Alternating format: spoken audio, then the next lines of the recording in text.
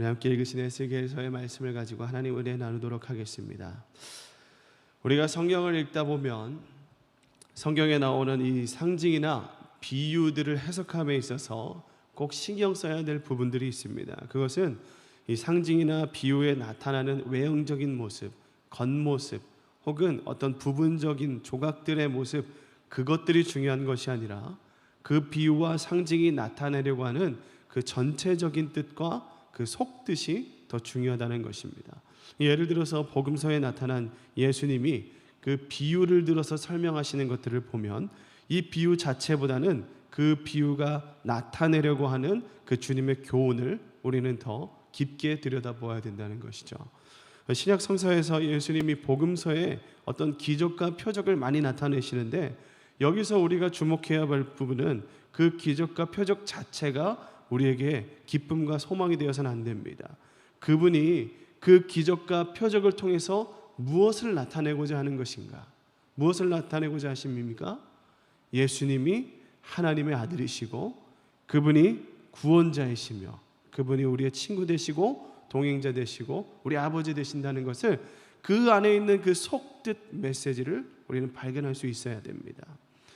오늘 본문에서 15절부터 28절에 나오는 환상이 이런 원칙을 가지고 우리가 들여다봐야 될 것입니다. 어제는 내 생물에 대한 환상을 함께 나누었고 이어지는 오늘의 본문에서는 에스겔이 수레의 바퀴의 환상을 보게 되죠. 환상 중에 나온 이 바퀴는 우리가 잘 아는 그 둥근한 모양의 바퀴, 마차나 수레에 달린 그 바퀴의 모양을 생각하시면 됩니다. 이 바퀴의 특징은 15절에 보니까 내 생물 곁에 있고 땅 위에 있었다라고 이야기합니다. 또 이어지는 19절에서 21절까지의 내용을 보면 이 바퀴는 내 생물들과 함께 움직였고 멈추고 행동했음을 우리는 알 수 있습니다. 여러분, 마차나 수레 이런 것들을 생각하면 어떤 이미지가 상상됩니까? 아마 둥그런 모양의 바퀴가 땅 위를 쉴 새 없이 막 굴러가는 모습을 아마 상상하실 겁니다.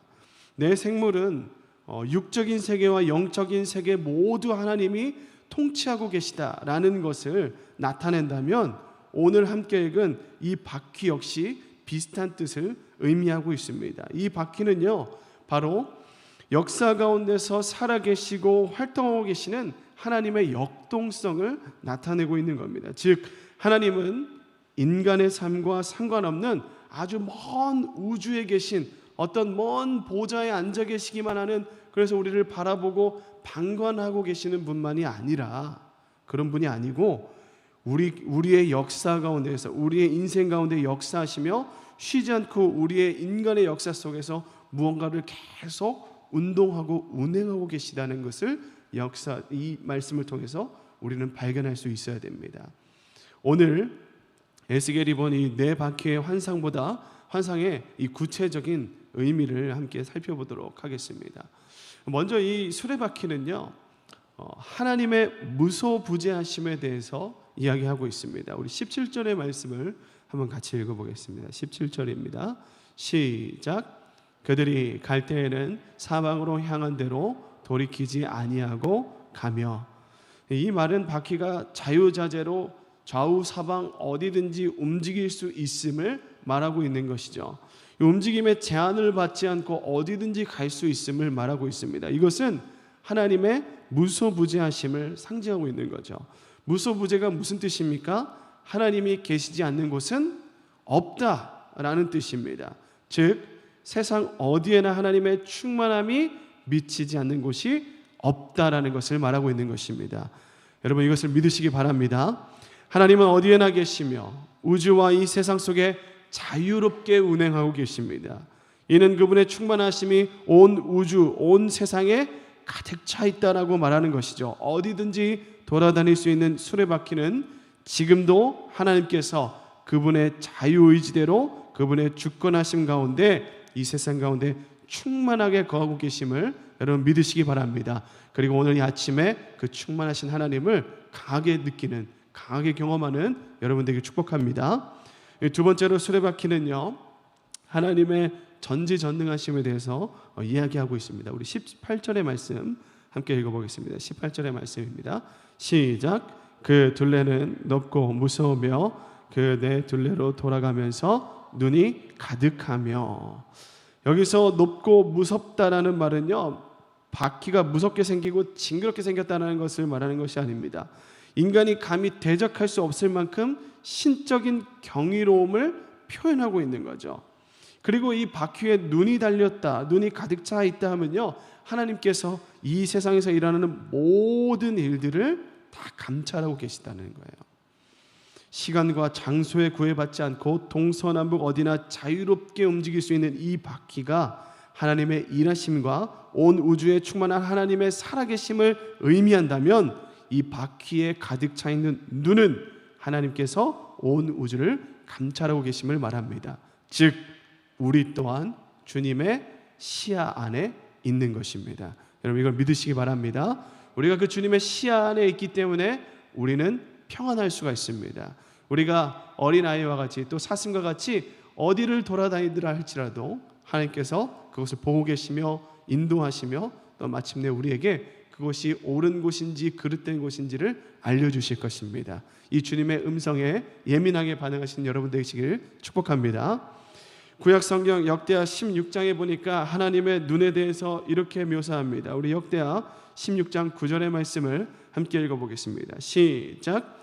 여호와의 눈은 온 땅을 두루 감찰하사 전심으로 자기에게 향하는 자들을 위하여 능력을 베푸시나니 이 일은 왕이 망령되이 행하였은즉 이후부터는 왕에게 전쟁이 있으리이다 하매.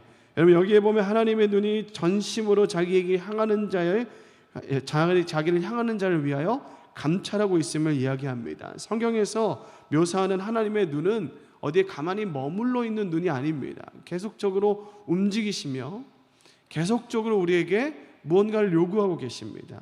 그 요구하는 바가 무엇입니까? 내가 너를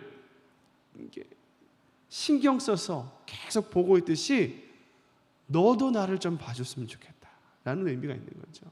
하나님이 계속적으로 우리의 삶을 감찰하고 있는 것은 우리를 시험하고 우리를 어떻게 감시하고 이 자식이 잘하나 못하나 이걸 보고 이렇게 평가하기 위함이 아니고 우리가 교류하고 싶으신 하나님의 마음을 이곳에 나타낸 것입니다. 우리를 보시면서 우리의 마음이 하나님의 마음과 같기를 원하는 거예요. 하나님이 나를 사랑하시듯이 우리 이 인생들이 하나님을 사랑하는 것을 하나님이 원하신다는 것입니다. 즉 본문에 나오는 수레바퀴의 환상은요, 하나님의 일하고 계심, 하나님이 이 땅에 온 세상에 두루 펼쳐서 역사하고 계심을 말하는 것입니다. 성경에서 묘사하는 하나님의 눈과 이 하나님의 마음, 오늘 이 새벽에 알아가기를 여러분께 권면드리면서 오늘 이 무소부지하신 하나님, 전지전능하신 하나님, 이 세상에 충만하시며 이 세상을 다스리고 계시는 하나님을 강하게 믿고 체험하는 오늘 하루가 되길 축복합니다. 인간의 역사 가운데서 찾아오시고 직접 간섭하시고 움직이고 계시며 모든 세상의 일들을 감찰하고 계시는 그 하나님, 이 수레바퀴 환상을 통해서 하나님은 이 에스겔을 통해 말씀하시고 싶은 교훈이 바로 여기에 있습니다. 여러분, 지금 이스라엘 상황이 어떻습니까? 이스라엘은요, 이미 머나먼 땅에 포로로 끌려와 있는 상태입니다. 선지자 에스겔, 이 자신의 고향은 이미 초토화가 되었고 포로 수용소에서 아무것도 할 수 없는 이 무기력한 시간을 보내고 있었습니다. 즉 아무런 희망도 가질 수 없는 상황에 있었다는 거죠. 이런 때에 하나님께서는 그렇게 시루에 빠져 있고 낙심해 있는 에스겔과 이스라엘 백성들을 위로하시기 위해서, 낙담하고 있는 이 이스라엘을 격려하기 위해서 에스겔에게 환상으로 지금 찾아와서 말씀하고 계신 것입니다. 주님은 우리의 모든 상황 가운데 살아계시고 우리를 위해서 지금도 싸우고 역사하고 계신 줄 여러분 믿으시기 바랍니다. 그분은 나와 동떨어져 있는 그런 하나님이 아니라 이 나라와 민족의 역사, 개인의 삶, 그곳 가운데 직접 찾아오셔서 간섭하시는 하나님입니다. 쉴 새 없이 움직이는 이 바퀴의 눈을 가지고 사방으로 자유자재로 움직이시고 운행하시는 바퀴는 바로 살아서 역사하시고 움직이는 이런 하나님의 역사하심, 운동성에 대해서 이야기하고 있습니다. 그 하나님을 믿고 또 기뻐하신 여러분들에게 축복합니다. 이 수레바퀴의 환상은요, 다음 하나님은 이 수레바퀴의 환상 다음에 하나님은 에스겔에게 하나님의 보좌의 영광스러운 모습을 또한 보여주고 계십니다.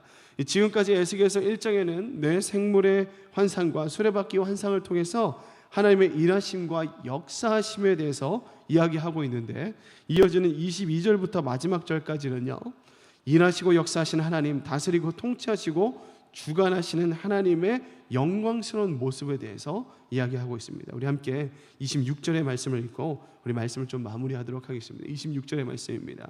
시작.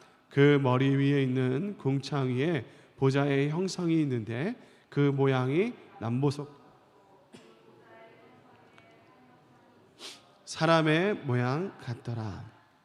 궁창과 보좌에 있는 하나님의 모습, 그것이 인간의 말로는 다 표현할 수 없어서 에스겔은 자신이 본 그 환상을, 하나님의 모습을 나보석 같고 사람의 모양 같다라고 표현하고 있습니다. 그리고 이어지는 27절과 28절에는 쇠와 같고 광채가 나며 무지개 같다라고도 표현하고 있습니다. 이것은요, 하나님의 모습을 인간의 말, 그 언어로 다 표현할 수 없기 때문에 선지자 에스겔이 표현할 수 있는 최고의 방법으로 지금 하나님을 표현하고 있는 겁니다. 하나님은 그분의 보좌 위에 자정에 계셔서 우주 만물을 통치하고 계십니다. 육적인 세계뿐만 아니라 영적인 세계들도 통치하고 계시죠. 그리고 이 하나님은 우주 만물에 충만하시고 그 모든 것을 감찰하시고 다 알고 계시는 전지전능하신 하나님이십니다. 이 하나님께서는 지금 수레바퀴를 움직이면서 주관하고 계시는 거죠. 사랑하는 서울제일교회 성도 여러분, 하나님께서는 저 높은 궁창 위에 보좌에 앉아 계십니다. 그러나 그렇다고 해서 그분은 우리와 무관한 삶을 살고 계시는 분은 아닙니다. 당신의 백성의 역사, 그 삶 가운데 찾아오셔서 그들의 아픔과 고통과 그들의 모든 것을 다 알고 계십니다. 그리고 우주와 비교하자면 찬 먼지와 같은 한 사람, 이 먼지와 같은 존재인 한 사람 에스겔을 찾아오신 것과 같이 지금도 우리의 인생 한 사람 한 사람을 찾아서 돌아다니고 계시는 것이죠. 그래서 하나님은 우리가 알게 모르게 우리의 모든 삶에 관여하고 계십니다. 계속해서 일하고 계시다는 거죠. 하나님께서 이 죄인된 삶을 알고 계시는 것만으로도 감사한데, 우리가 가지고 있는 모든 어려움과 괴로움을 다 알고 계시고 그것을 또 가만두지 않으시고 우리가 다시 괴로움과 고통 가운데 있는 것뿐만 아니라 그것에서 소망 가운데, 평안한 가운데 이룰 수 있도록 그 회복을 시키시기 위해서 지금도 역사하고 계신다는 것입니다. 여러분, 이걸 믿으시기 바랍니다. 하나님은요, 지금 우리 삶 가운데 계속적으로 역사하고 계십니다. 말씀하고 계시고, 여러분들이 고통 가운데 있는 그 삶, 어려움 가운데 있는 그 삶을 그냥 방관하고 계신 것이 아닙니다. 언젠가 하나님에 대해 여러분의 삶을 다시 소망 가운데로 회복시키기 위해서 지금도 끊임없이 역사하고 움직이고 계신 줄을 여러분 믿으시기 바랍니다. 이 말씀 가운데 그것을 계속적으로 말씀하고 있습니다. 고통 가운데 있는 이스라엘 가운데 찾아오셔서 내가 언젠가 너희를 회복시킬 거다라고 말씀하시고 있는 것처럼 오늘 우리에게 말씀하고 있는 거죠. 죄악 가운데 빠져서 낙심하고 절망하고 고통스러워하고 있는 이 땅의 모든 인생의 삶을 소망으로 바뀌신 사건이 있지 않습니까? 바로 하나님의 아들이신 예수 그리스도께서 육신의 몸을 입고 이 땅에 오신 사건입니다. 이 사건 자체가 역사에 대한 하나님의 일하심과 간섭, 하나님의 백성에 대한 관심의 선언이었습니다. 죄 가운데 빠져 사는 인간의 역사를 그대로 보실 수 없어서 죄로 인해 낙심과 절망에 빠져 사는 아무런 소망을 가질 수 없는 그 저와 여러분을 위해서 하나님은 역사 속에서 우리같이 육신을 입고 이 땅에 찾아오신 것입니다. 육신을 입고 찾아오셨다 함은 우리의 모든 현실을 같이 아파하시고 경험하시며 공감하고 계시는 것입니다. 여기에 하나님의 백성들의 평안과 소망이 있습니다. 그리고 이 평안과 소망은 믿음이 되어서 우리를 굳건하게 하나님 가운데 거하게 만들어주는 것입니다. 바라기는 우리가 오늘 이 새벽에 기도하면서 이 하나님을 만나기 원합니다. 이스라엘과 에스겔을 찾아오신 하나님께서는 예수 그리스도를 통해서, 그리고 지금 그분의 성령을 통해서 오늘날 우리에게 찾아오십니다. 이미 이 전지전능하신 하나님은 저와 여러분 삶에 오셔서 우리 안에 계시고 지금 여러분 옆에도 계십니다. 그 하나님을 여러분 의지하시길 바랍니다. 이 하나님 때문에 우리는 절망과 낙심 가운데서 일어날 수 있음을 믿으시기 바랍니다.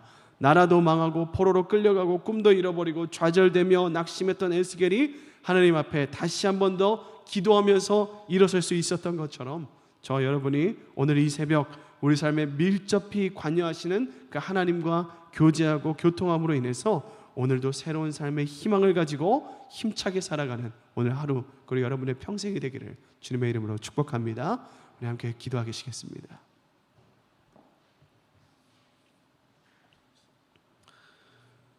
말씀을 통해서도 우리가 하나님의 뜻을 알아야 되지만 기도를 통해서도 우리가 하나님의 뜻을 알 수 있습니다. 말씀을 통해 들은 우리 하나님의 은혜를 기도하면서 여러분 잘 소화하시기 바랍니다.